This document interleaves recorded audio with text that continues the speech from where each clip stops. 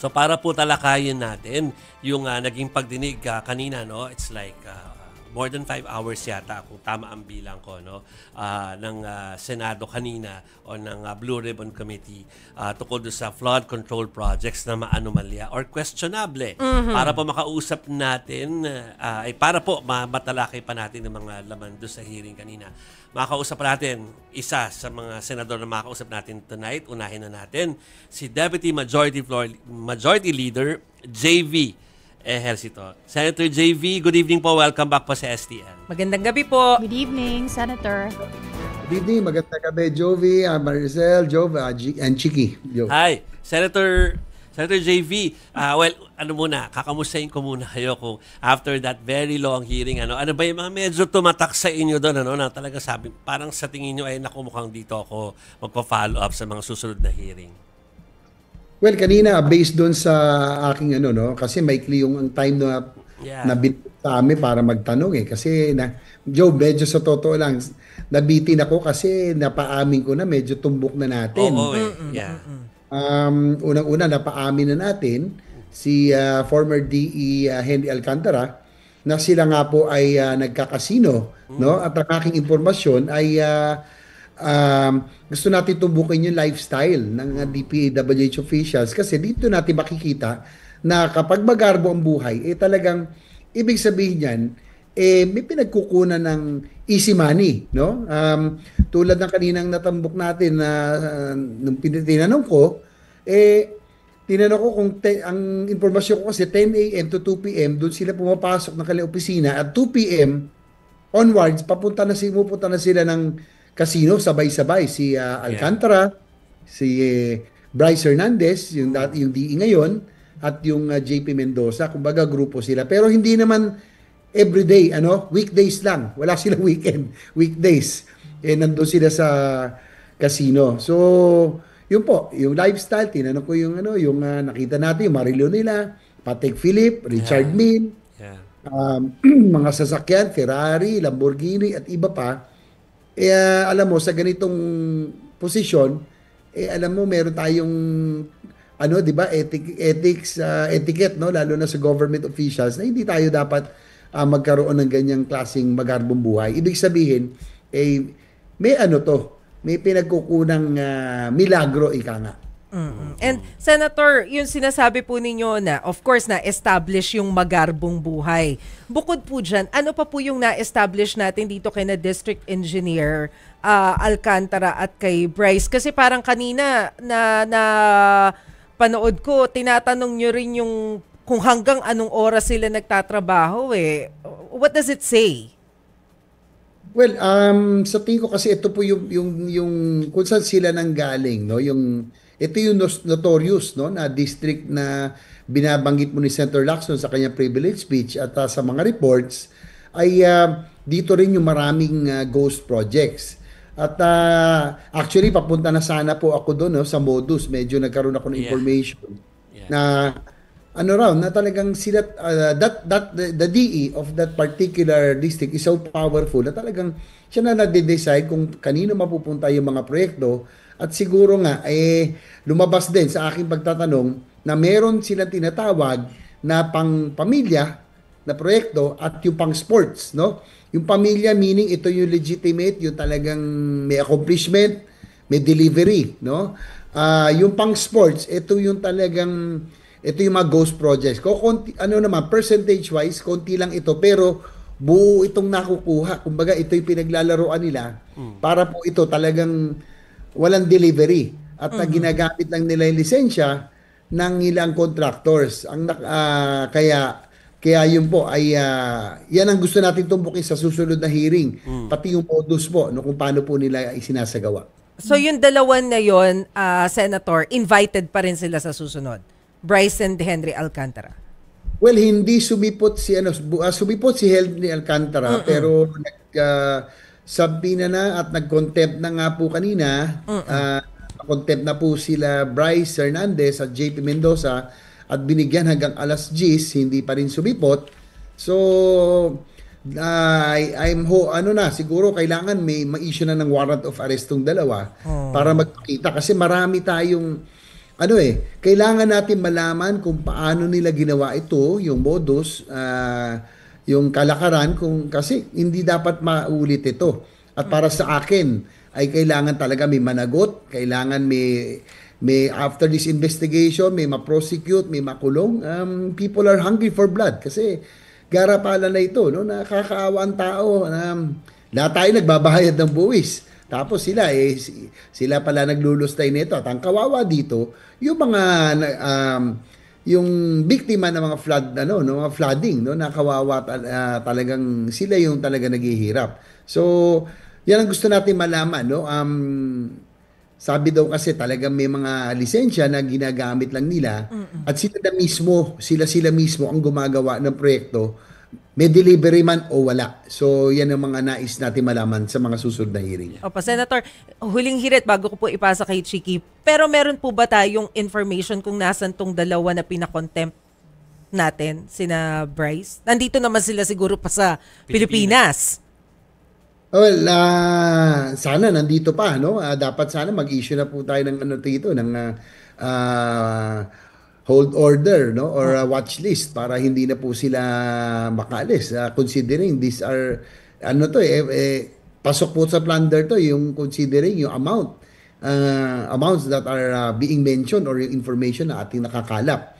So sana po, I'm hoping na sumipot na ito sa susunod na hearing sa isang linggo yata. So sa ngayon po wala pa sila sa immigration lookout bulletin, no? Sana po, ang suggestion ko nga po, sana po ay ating pong committee ay mag-propose na, lalo na sa DOJ o sa Bureau of Immigration, na mailagay na sa lookout bulletin ang mga pangalan na nakasama po dito sa skandalo, sa scam na ito, no, lalo dito sa flood control projects. Oh, pero how fast can that be done po? Kasi baka nga makaalis tong mga to, Senator. Yun nga po, kanina po nag-issue na ng hindi sila sumipot despite of being issued a contempt. Kanina nag-motion ng contempt, so dapat talaga yung warrant of arrest should follow. So dapat to yung lookout ay kasunod na rin po yan.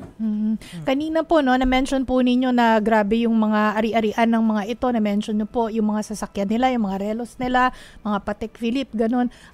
Para lang po maintindihan po pa masyado, no, maintindihan po talaga ng mga nanonood po sa atin. Magkano po bang usually kinikita ng isang district engineer? Well, kung ibabase po yan sa salary grade, hindi naman siguro tataas ng SG30 yan, no? Which is how much po? Magkano bang SG30? Siguro. I-google natin. Sige, google natin. Pero sige, while ginugoogle po natin. Nagay pa na sa 80 siguro, 100,000. So, okay. Tsaka meron na rin pong I remembered ang DPWH issued already memo that employees are not allowed to travel for the next 3 months, no, bago po nagbitiw si Secretary Bonoan. So hindi sila dapat po pwedeng makalis. Naku, panghuli na lang, Senator JV, ha. Medyo mahirap yung tanong ko. Tanong lang netizens ito actually, pero tanong din ng karamihan.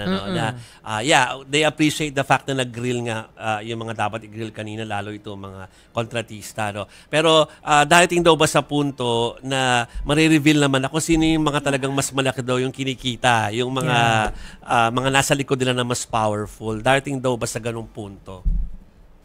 Well, alam mo, sa tingin ko talagang ito yung naging notorious yung nabanggit ni Senator Lacson, yung Bulacan and yung po doon sa Mindoro, talagang grabe ho ang pagkakalagay ng pondo at doon po nagkaroon ng mga ghost and substandard projects.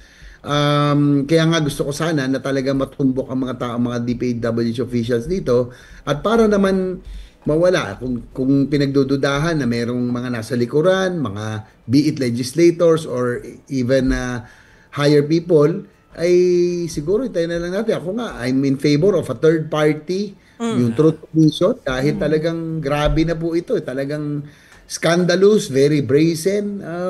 Ako po, I would support that, no? Para po mawala yung duda kasi parang ang hirap naman nung iniimbestigahan mo yung sarili mo. Ika nga, mo po yung both houses of Congress Ako po, pabor na lang po na magkaroon ng Truth Commission, no? So, yun lang. Dapat, unang-una, dapat may ma-prosecute na mga corrupt officials na talaga.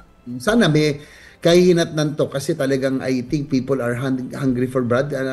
Alam mo, Jov, hindi mo rin sila masisisi, no? Araw-araw, nagkakayod, nagbabayad ng buwis. Tapos malalaman mo, ganito lang ang ginagawa ng ilang opisyal. So, ako po, talagang kawawa rin yung Batino. I'm not generalizing everybody. Hindi, parang nasira ang buong ahensya, ang buong DPWH, parang lahat ng kontraktor masama.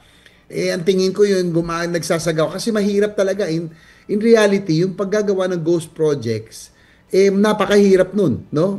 Kung meron man, ilan lang, porsyento yan, siguro less than 3, 2%, baka even less. Yeah. Pero kasi buo yun na nakukuha. Kumbaga malalakas na lang ang loob ng gagawa nun. And I don't think any other officials, unless itong mga talagang notorious lang, yung iba ho matatakot hong magsagawa ng ghost projects.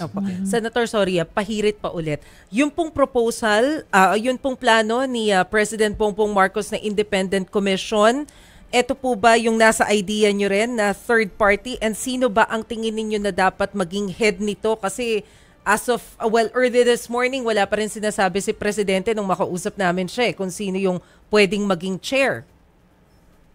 Well, yan po yung Independent Truth Commission. I will support that. No? Siguro maganda dyan, mga retired justices, no? Yung mga luminaries, yung mga may magandang track record. Of course, yung mga people of integrity, members of the church, civil society, siguro. Siguro ayun, mix of legal luminaries and members of the civil society organizations. Sa next hearing po, sino po yung mga aasahan po nating dadalo or at least yung mga in-invite po? Well, I'm hoping itong pinatawag na natin, yung mga members ng itong dalawang notorious, no, na mga districts, magpakita kasi talagang grabe ho yung modus po nila. At gusto natin malaman nang ito'y hindi na maulit. Pero in the end, no, aside from the investigations, aside from accountability, ang target ko, ako po personally, ang target ko rito, in aid of legislation, no, na all of this might be prevented. Yung pinupush ko po kasi, bias po ako, sorry pag meron akong patalastas. Yung akin pong second bill that I filed is the Comprehensive Master Plan for Infrastructure Development or yung Master Plan for Infra and National Development, no? Kasi po kung lahat sinusunod ayon sa Master Plan, no? Dapat ho yan ay wala hong makakalusot, no? Mas mapiprevent po natin yung mga insertions at yung mga paglalagay ng mga proyekto na wala po sa plano. So, yun po, in aid of legislation, I'm hoping that maipasa po natin to para maiwasan na po yung mga ganitong pangyayari sa mga susunod na taon. Tama. Okay. Senator JV, thank you sa inyong oras ngayong gabi dito sa STL. Hintayin namin ang yung inyo pang pagpo-probe doon lalo na doon sa talaga naman nabuksan nyo na kanina eh.